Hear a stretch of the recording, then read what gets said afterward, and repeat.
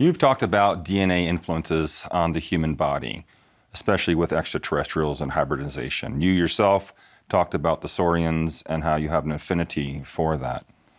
With all the different species that are out there mentioned, that not only you've mentioned, but others and individuals out there have mentioned, with the hybridization program, why wouldn't we look more different than as we all look the same as a human? Well, one of the beings that people report seeing are the very tall, human-like beings. And I personally believe that we are from them, that we are actually offspring of them, and that we were brought here, and that we forgot our reason why we're here. And we try to make these connections in our past history, that we build these monuments to the heavens, and we have these wonderful stories of the gods living in the air. We have this concept of heaven, of a divine being, not on earth, but above us. Where did all that come from? Angels and messengers of God. I believe that we forgot our true origins, and that it's not that we don't look like them, we are them. Right.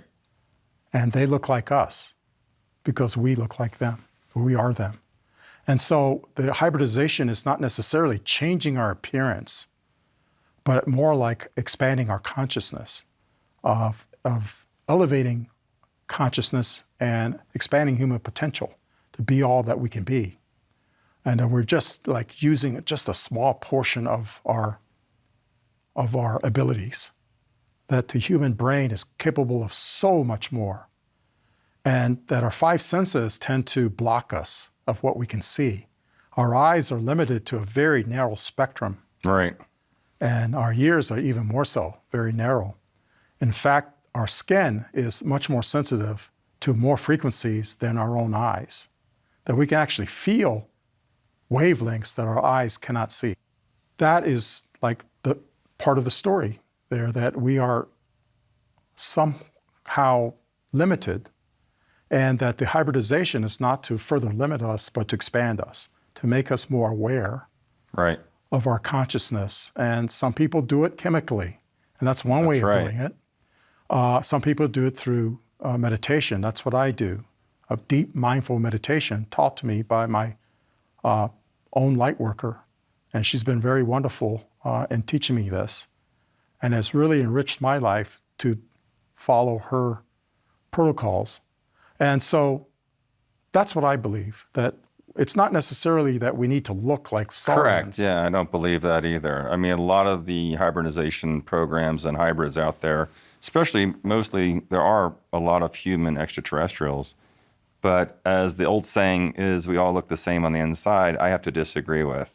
Because there are a lot of different physicality, not only just physical, but also frequency-derived cells in the body that are not in everyone, I'll say. And I think that's something really important that you mentioned, is that it has nothing to do with, also the look of someone just because you cross this being with this being, but more of what's the accelerating consciousness of that being because of that. Yes, and again, consciousness is the very important aspect of this, and it's one that I believe the government just recently learned about, that when the orbs appeared, it was no longer metallic structured craft, that they became aware, people seeing these orbs, having encounters, have these experiences where it changes their lives. And that's been reported. And so I would suggest that people don't think the government is not aware of what is said in social media, of all of the websites that the experiencers have published, channelers as well. I believe they're well aware of what channelers have said in their messages and what experiencers have related. And some of us who are experiencers have been in government, and we're using that platform to help not only the government understand that this is what's going on, but help our fellow human beings understand that they shouldn't feel stigmatized about this. Right. Do all ETs have the same purpose for their hybridization programs? I'm not aware of all ETs or all non-human intelligence have hybridization programs. I've never been made aware of that. I just know that officially in that briefing, it was labeled alien. All right. They did not specify what kind of alien. Well, have you ever encountered someone that you thought was a hybrid? Yes. Yes, there are people I've met that to me felt like they're not 100% human. And some I've met at CIA, some I've met just in ordinary everyday life. You just get this feeling that you come in contact with them and you know that they're special. Especially with me personally, if I walk into a room, I can tell who the light workers are because I can feel the energy radiating from them and I react with that energy. And I really like that feeling of that energy that they emanate.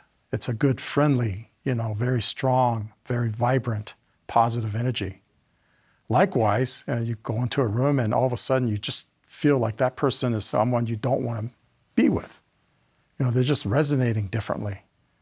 And it's more like resonance, like we need to find our natural resonance. And you could do that through meditation, but once you find your natural resonance, it's like tuning in a radio. Because right now, there are all kinds of broadcast frequencies, Right. but you can only listen to one at a time. And likewise, with this type of energy, you need to tune into Right. what your resonance is, and then that's where you hear the messages. Otherwise, it's just noise. How did your hybridization come about? Is that one of the ways that you found out? Through the frequencies? Through mine? Yes. My personal hybridization is mostly my interpretation of the experiences that I had of being taken aboard the craft, and having light workers tell me that you're a hybrid, you have an implant.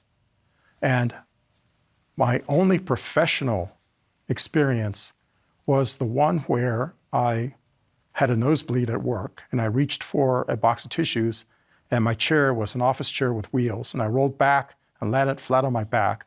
That took me up to the Office of Medical Services where I was examined by a doctor, and the doctor wanted to take x-rays since I fell on my back. They took x-rays and he looked at the x-ray and asked me if I've ever had any major surgery or was I ever in a very bad accident. No, to both. And then he got another doctor to look at it and he goes, this is very interesting.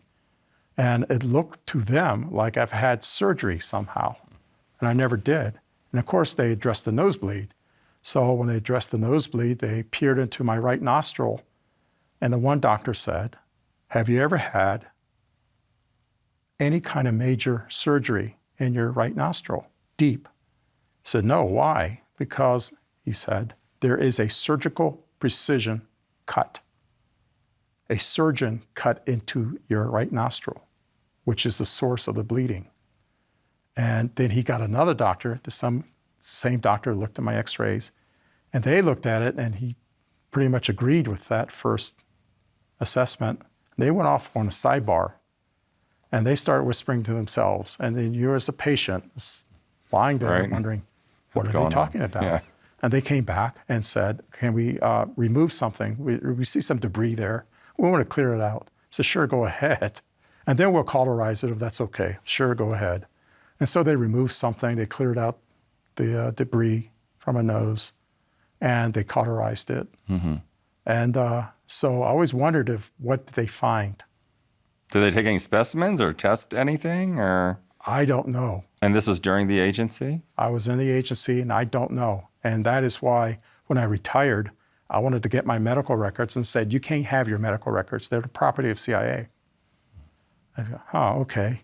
And so years later, I wrote to CIA requesting my medical records, and I had to go through a lot of hoops to, prove who I am, which they readily found out. 'Cause we all have this number called an agency identification number, and every CIA officer has a unique number. It's not 007, but you get the idea. We have a number. And I gave them my number, my badge number, and so they can look me up. And I requested my medical records, and I couldn't have them directly. I had to send them to a physician. And I still... A civilian physician? A former government physician. Okay. And I still do not have any access to that because I waived the HIPAA for it, and it was probably sent to this physician, and I have no idea. I have no idea. Interesting. Yeah.